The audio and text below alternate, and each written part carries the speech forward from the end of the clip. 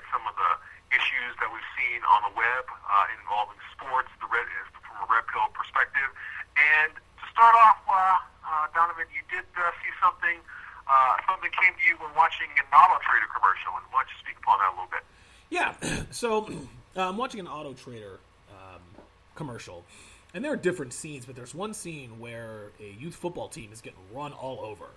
I mean,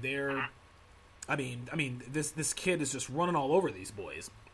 And at the end of the commercial, this person takes off their helmet, and it's revealed to be a girl. And once again, we can all think that that's all cute and this and that and the other. And to the general masses, it certainly is.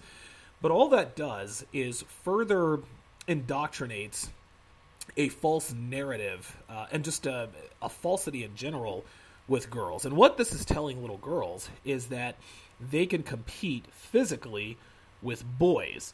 And I think we talked about this a little bit, where, yes, girls develop faster than boys mentally and physically. So, yeah, I mean, 7-year-old girls can certainly play with 7-year-old boys, but that's not the point of the commercial. The point of the commercial is that they want this to extend. They want to give little girls the impression that this extends far beyond the youth or the playing field of the youth. They want little girls to think that they can someday compete with the boys athletically. And so I caught that immediately.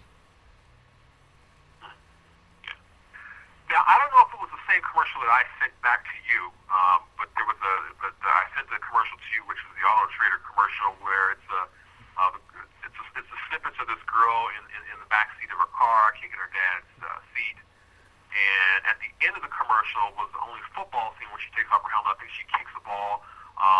I don't see her dominating boys. Maybe you saw a different commercial. I probably did. I'm probably getting them mixed up.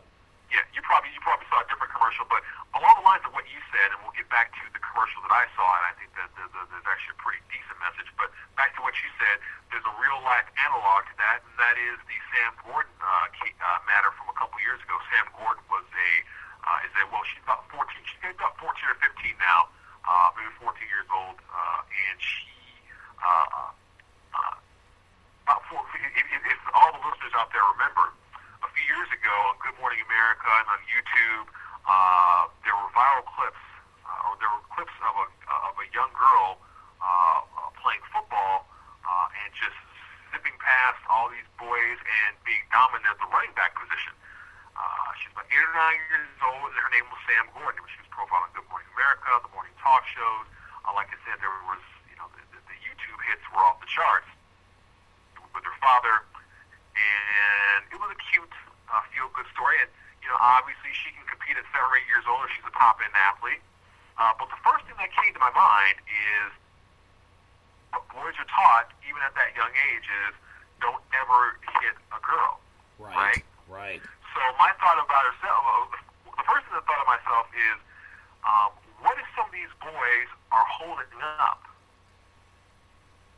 They have because when you're playing football, I play football for football, play tackle football, and defensive players, so you just got to react. You see somebody come at you, you got to square up, you got to hit them. But when you see a woman coming at you, it might be the same thing as when a girl starts to hit you. All these things start going through your mind, as opposed to if a guy starts to hit you, or it looks like he's going to hit you, you either hit first, or you prepare to dodge his punch and counter. With women, you're thinking, well, let's see if she's going to hit me too hard, but if she continues hitting me, I might hit her back, but if I hit her back, at any point, I could go to jail. Am I going to run? All these things run through your mind. So as a boy, maybe you're thinking to yourself, maybe there's something holding you back, and to that end, what's a video surface of some boy just lighting her up?